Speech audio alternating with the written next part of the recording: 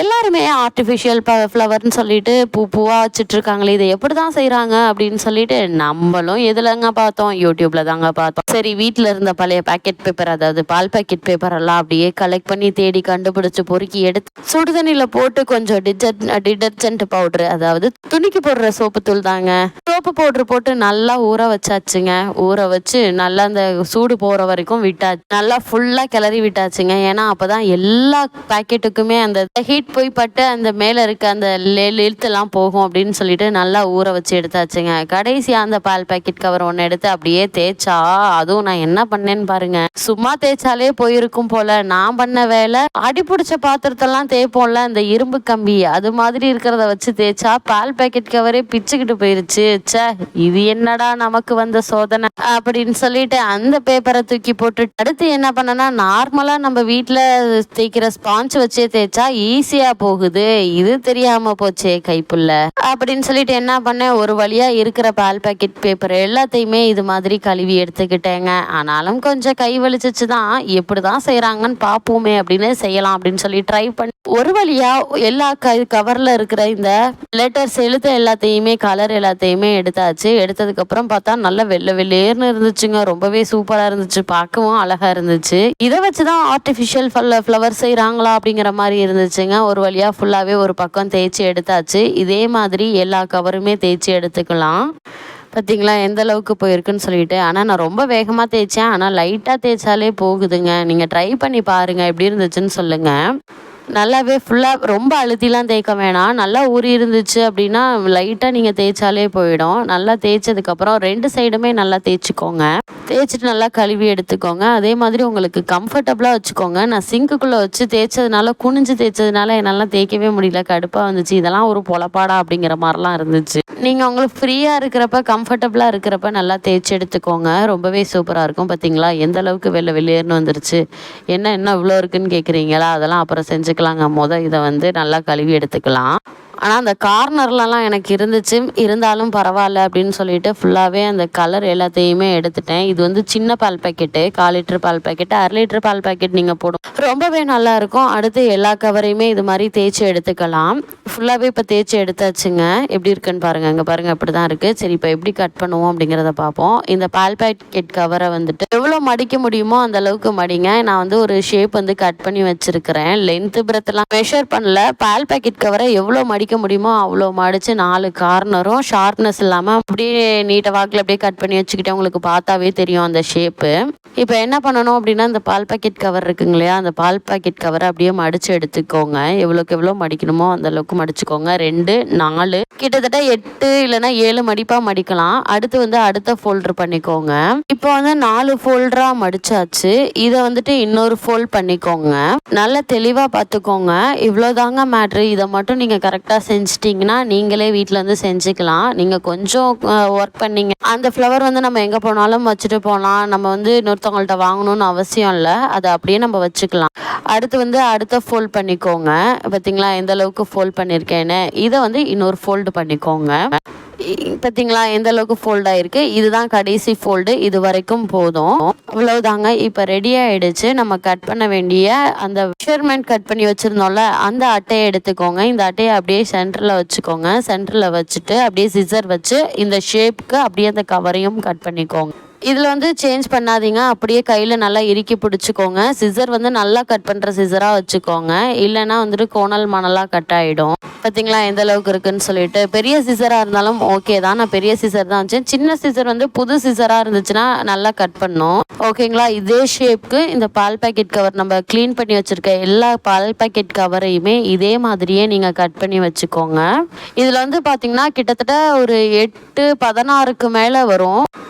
இதே ஷேப்புக்கு நல்லா எவ்வளோ நீட்டாக கட் பண்ண முடியுமோ கட் பண்ணிக்கோங்க. அதே போல் பிசுறு இல்லாமல் கட் பண்ணிக்கோங்க. இல்லைனா அது ஒரு மாதிரி ஆக்வர்டாக இருக்கும். எவ்வளோக்கு எவ்வளோ நல்லா நீட்டாக கட் பண்ணுறீங்களோ அவ்வளோ அழகாக இருக்கும் ஃப்ளவர். ஃபுல்லாகவே கட் பண்ணிக்கோங்க. நான் பொறுமையாக தான் காமிக்கிறேன் எப்படி கட் பண்ணணும்னு சொல்லிட்டு. ரொம்ப பொறுமையாக நிதானமாக கட் பண்ணுங்க, ஒன்றுமே அவசரம் கிடையாது. இப்போ வந்து ஃபுல்லாக ஓரளவுக்கு வந்து நம்ம கட் பண்ணி எடுத்தாச்சு. ஏன் அந்த இடம்லாம் அப்படி கட் பண்ணிகிட்ருக்கேன்னா பொறுமையாக கட் பண்ணிகிட்ருக்கேன். ஏன்னா மெஷர்மெண்ட் மாறுச்சுன்னா ஒரு இடத்துல கோணிட்டு இருந்துடும். ஓகேங்களா? இப்போ ஃபுல்லாகவே அந்த இடம் கட் பண்ணிக்கோங்க. அவனே இப்போ தான் ஃபஸ்ட் டைம், அதனால வந்துட்டு எனக்கே அது கோணல் மாணலாக தான் போவோம். ரொம்ப இறுக்கி கட் பண்ணவங்களே எனக்கு போதும் போதும்னு ஆயிடுச்சு. ஃபர்ஸ்ட் வாட்டி கட் பண்ணும்போது கொஞ்சம் கஷ்டமாக இருந்துச்சு. அப்புறம் பாருங்கள் எவ்வளோ கட் பண்ணி வச்சிருக்கிறேன்னு. ரொம்பவே ஈஸியாக தாங்க இருந்துச்சு. இது மாதிரி குட்டி குட்டி பீஸாக வந்து கட் பண்ணிக்கோங்க. அதாவது அதுதான், அதை நீங்கள் அப்படியே விரிச்சிங்கன்னா நிறையா வரும். கிட்டத்தட்ட நான் ஒரு 10லேருந்து 15 பால் பேக்கெட் கவர் தான் எடுத்துக்கிட்டேன். அதுக்கே இவ்வளோ வந்துச்சு. இது வந்து ஒரு 1லேருந்து 2 பேக்கெட் கவர் தான். நான் கடைசியாக காமிக்கிறேன் பாருங்களேன் எவ்வளோ வச்சிருக்கேன்னு சொல்லிட்டு. இது என்னடான்னா நம்ம பிளாஸ்டிக் கவர்ஸ் வந்து வாங்குவோம் இல்லைங்களா, அது வந்து இந்த ஆரஞ்சு கலர். எதுக்கு நான் இதை எடுத்துக்கிட்டேன் அப்படின்னா, நம்ம வந்து மல்லிப்பூ இல்லைன்னா முல்லைப்பூ கட்டிட்டு அதில் வந்துட்டு கனகாமரம் சேர்ப்போம்ல, அந்த ஆரஞ்சு கலர் தான். அந்த பூவோட சேர்த்து இதுவும் இடையில வைக்கலாம் அப்படின்னு சொல்லி தான். ஒரு சிலர் ரோஸ் வச்சுப்பாங்க, இல்லைன்னா உள்ள நூல் கூட வச்சுப்பாங்க. இது நம்மளுடைய இஷ்டம். எனக்கு இந்த கலர் பிடிச்சிருந்துச்சு அப்படிங்கிறதுனால இதையும் அதே மாதிரியே நான் கட் பண்ணி எடுத்துக்கிட்டேன். எப்படி கட் பண்ணணும் அப்படிங்கிறது நான் இப்போ உங்களுக்கு கட் பண்ணி காமிக்கிறேன். இந்த இடத்துல கோடு மாதிரி இருக்குது பார்த்தீங்களா, அந்த இடத்த ஃபுல்லாகவே கட் பண்ணி எடுத்துருங்க. புரியுதுங்களா? இந்த இடத்துல கீழே வந்து ஒரு ஸ்டிச் மாதிரி இருக்கும். அதுதான் கவரை வந்து மடித்து ஒரு மாதிரி ஹீட் பண்ணி ஒட்ட வச்சுருப்பாங்க. அதை கட் பண்ணிட்டிங்கன்னா ஒரு பெரிய லென்த்தாக கிடைக்கும் நமக்கு. நல்லா பாருங்கள், இந்த மெஷர்மெண்ட், அதாவது அந்த இடத்துல ஒட்டு போட்டிருக்காங்க இல்லையா, ஒரு மாதிரி அமுக்கி ப்ரெஸ் பண்ணி வச்ச மாதிரி இருக்கும். அந்த இடத்த வந்து ஃபுல்லாக கட் பண்ணி எடுத்துருங்க. அதாவது ரொம்ப கட் பண்ணிடாதீங்க, அந்த இது மட்டும் கட் பண்ணி எடுத்துக்கோங்க. இப்போ வந்து இந்த வந்து பிரித்து எடுத்துட்டோமா, இப்போ இதை ஓப்பன் பண்ணி பார்த்தீங்கன்னா ரொம்ப லென்த்தாக வரும். எவ்வளோ தூரம் லென்த் வருதுன்னு பாருங்கள். இங்கே பாருங்கள், அந்த மடங்கி இருக்க இடம்லாமே அப்படியே லென்த் கொடுக்கும். இதுதாங்க, அவ்வளோதாங்க. இப்போ வந்து இதையும் என்ன பண்ணணும்னா அதே மாதிரியே ஃபோல்ட் பண்ணிக்கணும். எவ்வளோக்கு எவ்வளோ ஃபோல்ட் பண்ண முடியுமோ அவ்வளோக்கு அவ்வளோ ஃபோல்ட் பண்ணிக்கோங்க. அதாவது நம்ம முன்னாடியே ஒரு மெஷர்மெண்ட் அந்த அட்டை வச்சுருந்தோம் இல்லையா, அந்த அளவுக்கு வர்ற மாதிரி நீங்கள் வந்து இது பண்ணிக்கோங்க. இதை வந்து சுருக்கம் இல்லாமல் நல்லா நீட்டாக தேய்ச்சி விட்டு இது பண்ணிக்கோங்க.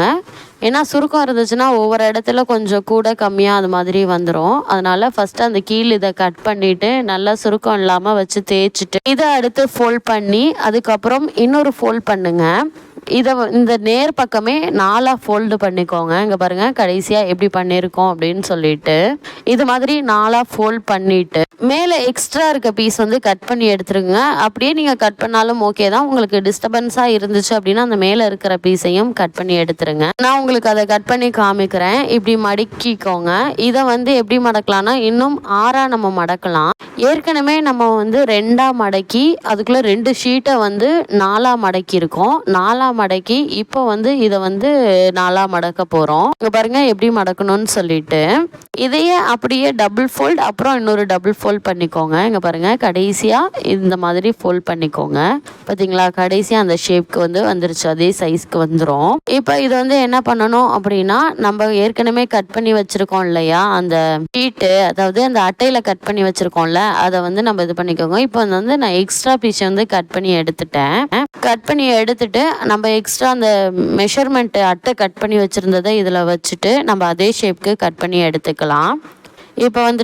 இப்போ அதே மாதிரி நம்ம கட் பண்ணி எடுத்துக்க போகிறோம். இதான் நம்ம மெஷர் பண்ணி கட் பண்ணி வச்சுருந்த அட்டை. இதே ஷேப்க்கு, அதாவது இதே தான் அந்த ஒயிட் கலருக்கும் நம்ம வச்சுருந்தோம், அதே தான் இப்போ இந்த காவி கலருக்கும் எடுத்துக்க போகிறோம். இது கிட்டத்தட்ட எப்படி இருக்கும்னா மல்லிப்பூ கனகாமரம் மல்லிப்பூ அந்த மாதிரியான காம்பினேஷனில் கட்டுறதுக்காக எடுத்துட்டேன். இதே மாதிரி நமக்கு வந்து கலர் கவர்ஸ் வந்து கிடைக்கும். உங்களுடைய ட்ரெஸ்ஸுக்கு மேட்சாக கூட நீங்கள் அதெல்லாம் இன்சர்ட் பண்ணி நீங்கள் வச்சுக்கலாம். இல்லை பியூராக ஒயிட் தான் வேணும்னாலும் அதுக்கு தகுந்த மாதிரி நீங்கள் ஒயிட்டாக கூட இது பண்ணிக்கலாம். அதனால ஒன்றும் இல்லை. இப்போ வந்து நான் ஃபுல்லாக கட் பண்ணி எடுத்துக்கிட்டேன். இப்போ வந்து ஃபுல்லாகவே ஒரு முக்கால்வாசி வந்து கட் பண்ணியாச்சு. கொஞ்சம் பொறுமையாகவே கட் பண்ணுங்க. ஒன்றும் அவசரம்லாம் கிடையாது, எதுலேயுமே அவசரம் கிடையாது, பொறுமையாகவே கட் பண்ணிக்கலாம். இப்போ வந்து ஃபுல்லாகவே ஓரளவுக்கு வந்து நம்ம கட் பண்ணி எடுத்தாச்சு. அவ்வளவுதாங்க. உங்களுக்கு காமிக்கிறதுக்காக ரொம்ப பொறுமையாக கட் பண்ணி காமிக்கிறேன். மற்றபடி விறுவிறுன்னு நீங்கள் செய்ய ஆரம்பிச்சிங்கன்னா வேகமாக செய்ய ஆரம்பிச்சிடலாம். எவ்வளோ மொத்தமாக கிடைக்கிது, எவ்வளோ பீசஸ் கிடைக்கிது பாருங்களேன். இதை பொறுத்த வரைக்கும் ஒரு 3லேருந்து 4 ஷீட் வந்து ஒரே இதாக யூஸ் பண்ணிக்கோங்க. ஒயிட் கலர் ஷீட்டை பொறுத்த வரைக்கும் நீங்கள் 1 வந்து இது பண்ணால் போதும். ஆனால் இது வந்து ரொம்ப லேசாக இருக்கனால 3 இல்லைன்னா 4 வச்சிங்கன்னா அந்த கலர் காம்பினேஷன் நல்லா தெரியும். இப்போ வந்து எல்லா பீசஸுமே நம்ம கட் பண்ணி எடுத்தாச்சு. இப்போ நம்ம என்ன பண்ண போகிறோம் அப்படின்னா, நூலில் வந்துட்டு அந்த ஒயிட் கலர் ஷீட் இருக்கு இல்லையா, பால் பாக்கெட் கவரு, அதை வந்துட்டு நம்ம வந்து கட்டிக்க போகிறோம். ஏன்னா நம்ம கோக்கும்போது நழுவி கீழே வராமல் இருக்க ஃபஸ்ட்டு 2 இதை மட்டும் நம்ம வந்து கட்டிக்க போகிறோம். இங்கே பாருங்க, நம்ம எப்போதுமே நார்மலாக பூ கட்டுறது எப்படியோ அதே மாதிரி தான் கட்ட போகிறோம். ஃபஸ்ட்டு 2 இது மட்டும் இது மாதிரி கையில் கட்டிக்கோங்க. ஏன்னா அப்போ தான் நம்ம கோக்கும்போது அந்த கீழ் வழியாக நழுவி வராமல் இருக்கும். இல்லைன்னா நம்ம கரெக்டாக பார்த்து வந்து இன்சர்ட் பண்ணிட்டு இருக்கணும். இப்போ வந்து ஃபர்ஸ்ட் ஒன்று கட்டிட்டேன், அடுத்து 2வது ஒன்று கட்டணும். கட்டிக்கிட்டிங்கன்னா நல்லது, இல்லைனாலும் அதனால ஒன்றும் கிடையாது. அந்தளவுக்கு ஒன்றும் நழுவி போகாது பூ மாதிரி. ஏன்னா இது வந்து ரொம்ப ஸ்ட்ராங்காக தான் இருக்கும். இப்போ வந்து 2யுமே கட்டி எடுத்தாச்சு. சென்டராக பார்த்து கட்டிக்கோங்க. இப்போ வந்து நீங்கள் இழுத்து கூட பார்த்துக்கலாம் உழுவுதா இல்லையான்னு சொல்லிட்டு. உழுகாது. அதே மாதிரி பூ மாதிரி அந்தும் போகாது. கோக்கிறத விட கட்டினாலும் ரொம்ப நல்லா இருக்கும். ஆனால் கோத்தம்னா ரொம்ப அழகாக இருக்கும். சரி, ஓகே, அதான் கோக்கலாம் அப்படின்னு சொல்லிட்டு முடிவு பண்ணியாச்சு. இப்போ வந்து என்ன பண்ண போகிறோம் அப்படின்னு சொல்லி பார்த்தீங்கன்னா, 2வது ஒரு இதையும் வச்சு நம்ம எக்ஸ்ட்ரா ஒரு சேஃப்டிக்கு 2வது இது வந்து ஒரு வாட்டி கட்டிக்கலாம். இப்போ வந்து 2மே கட்டியாச்சு. இப்போ ஒரே ஸ்ட்ரைட்டாக கட்டாமல் இதை வந்து கொஞ்சம் திருப்பி கட்டிக்கலாம். ஏன்னா அப்போ தான் அந்த ரவுண்டாக இருக்கிறது வந்து நமக்கு தெரியும். இதே மெத்தடில் தான் ஒரு வாட்டி பூ வந்து கட்டணும்னு சொல்லியிருந்தேன். சுற்றி கட்டும்போது நமக்கு வந்து டிஃப்ரெண்ட்டாக தெரியும். ஓகேங்களா? இப்போ வந்து 2யுமே கட்டியாச்சு. இப்போ வந்து இதை தாண்டி வந்து மேலே நம்ம கோத்துட்டு வர எந்த ஒரு இதுவுமே கீழே இறங்கி போகாது. இப்போ வந்து நம்ம அடுத்து வந்து கோக்கிறதுக்கான வேலையை பார்க்கலாம். இப்போ வந்து அந்த நூலுடைய எண்டில் வந்துட்டு நம்ம வந்து ஊசி இன்சர்ட் பண்ணிட்டு நம்ம கோத்துக்கலாம். தேவையான அளவுக்கு நூல் மட்டும் எடுத்து கட் பண்ணிவிட்டு ஊசியை கோத்து எடுத்துப்போம். இப்போ வந்து ஊசி வந்து கோத்தாச்சு. இப்போ வந்து அதை ஒரு உருளைக்கிழங்கு ஏதோ ஒரு இதில் வந்து இன்சர்ட் பண்ணிவிட்டு நம்ம அந்த கட் பண்ணி வச்சுருந்த பால் பாக்கெட் கவர் இது மாதிரி சுற்றி கோத்து எடுத்துக்கோங்க. இங்கே பாருங்கள் எந்த அளவுக்கு எப்படி இருக்குன்னு பஃப்னு. அவ்வளோதாங்க. நீங்கள் கோக்குற வரைக்கும் கோத்துட்டு அப்படியே உள்ளே வந்து அந்த நூலில் வந்து இன்சர்ட் பண்ணிடுங்க. இழுக்க கொஞ்சம் கஷ்டமாக தான் இருக்கும். ஏன்னா பால் பாக்கெட் கவர் ரொம்ப திக்காக இருக்கும் இல்லையா, அதனால தான். இப்போ வந்து நம்ம வந்து கீழே இறக்கியாச்சு. எடுத்துகிட்டு ஊசியிலேருந்து இறக்கணுன்னே அந்த நூலில் வந்து இன்சர்ட் பண்ணிக்கோங்க. ஃபுல்லாக கீழே வரைக்கும் இழுத்துருங்க.